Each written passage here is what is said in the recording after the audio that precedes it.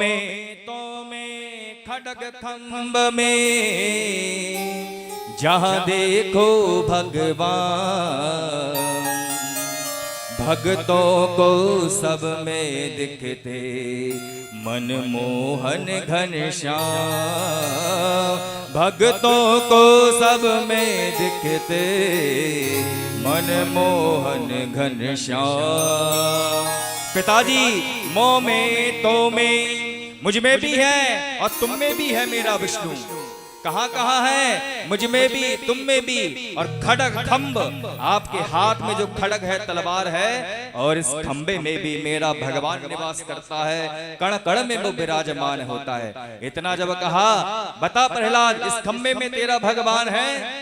प्रहलाद ने कहा एक बार नहीं 1000 बार भी पूछोगे तो मेरा भगवान तो खंबे में भी है, खड्ग में भी है, मुझ में भी है, तुम में भी है, हर जगह है।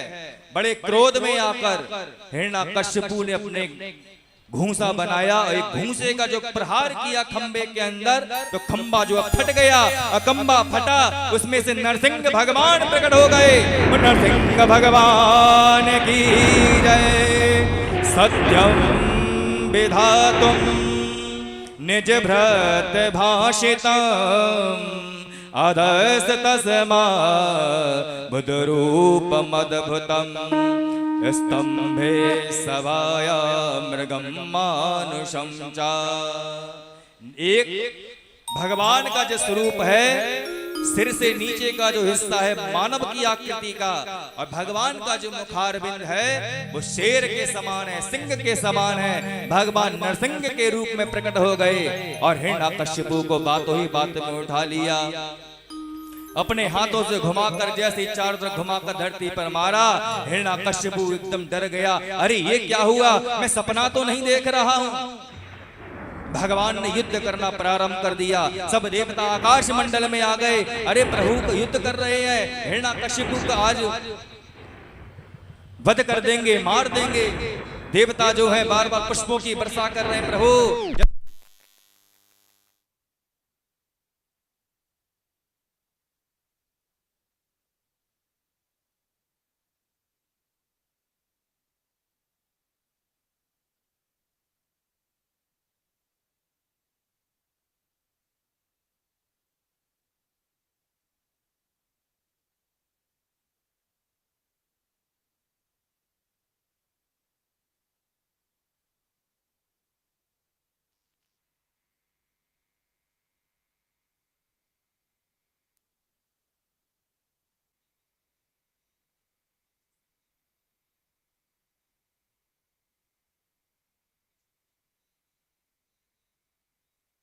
का कल्याण नहीं होता इससे। किसी को वरदान दो तो पहले सोच समझ के वरदान दो। भगवान गुस्से से बोले। ब्रह्मा जी तो डर गए कि भगवान को तो आज बड़ी गुस्सा है, बड़ा क्रोध आ रहा है, कहीं ऐसा ना हो कि मुझको मेरे पद से ही अलग कर दे, मुझको मेरे पद से हटा दें। ब्रह्मा जी तो एकदम शांत हो गए। हिरण्यकश्यपु भगवान की गोद में लेटा हुआ है, बड़ा हंसा, कहने लगा अरे आप मुझे मारोगे? मैं आपसे बिल्कुल नहीं मर सकता हूँ, मुझको तो ब्रह्मा जी के वरदान प्राप्त हैं। भगवान ने कहा अच्छा बता तेरे पास क्या क्या वरदान है। हिरण्यकश्यपु कहने लगा कि मैं देखो ना घर में मर सकता हूँ, ना घर के बाहर मर सकता हूँ। भगवान ने कहा तू ना घर में है, ना तू घर के बाहर है, तू तो घर की देली पर है। ना मैं नीचे मरूंगा, ना मैं ऊपर मर सकता हूँ। भगवान ने कहा ना तू धरती पर है, ना तू आकाश पे है, तू तो मेरी जंघा पर लेटा हुआ है। अरे मेरे पास एक और वरदान है, ना मैं अस्त्र से मरूंगा, ना मैं शस्त्र से मरूंगा। भगवान ने कहा कि तुझको मारने के लिए मेरे ये नाखून ही बहुत है, मैं से तेरा पेट फाड़ दूंगा, तुझे मृत्यु घाट पर उतार दूंगा, तुझको मार दूंगा। हिरण्यकश्यपु ने कहा अरे मेरे पास एक और वरदान है कि मैं किसी महीने में नहीं मर सकता। भगवान ने कहा कि देखो ये ब्रह्मा के बनाए हुए 12 महीने नहीं, ये तो 13वां महीना है। तेरे जैसे दुष्टों को मारने के लिए ही इस महीने को मैंने अपने पास में रखा है। इसे पुरुषोत्तम लौंद का महीना कहते हैं। इतना कहा और कहने लगे कि मैं किसी न जानवर से मर सकता हूँ न मानव से मर सकता हूँ। भगवान ने कहा कि देख, तेरे लिए मैं नर और सिंह दोनों बनकर आया हूँ। बहुत घबरा गया हिरण्याकश्यप। अरे मेरे सारे वरदान काट दिए। तो मन में विचार आया कि मेरे पास एक और वरदान है। भगवान ने क्या बोल, तेरे पास और कौन सा वरदान है? तो कहने लगे कि मैं ब्रह्मा जी के बनाए हुए किसी भी सृष्टि के जीव से नहीं मर सकता हूँ, आप मुझे नहीं मार सकते।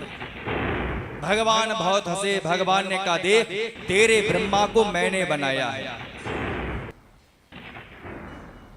बोलो भक्त वत्सल भगवान की। तेरे ब्रह्मा को मैंने बनाया है। मेरी नाभि कमल से ही तेरे ब्रह्मा का जन्म हुआ है। तेरा ब्रह्मा मेरा पुत्र है। मैं तो स्वयं अवतार लेता हूँ। निज इच्छा निर्मित तनु माया गुण सो पार। मैं माया से अपार हूँ और मैंने ब्रह्मा को बनाया है, ना कि ब्रह्मा ने मुझे जन्म दिया है। इतना कहकर भगवान को क्रोध आया। भगवान ने अपने नाखूनों के द्वारा हिरण्याकश्यप के पेट को चीर दिया और आंतों को निकालकर अपने गले में माला की तरह डाल लिया। वो नरसिंह भगवान की जय।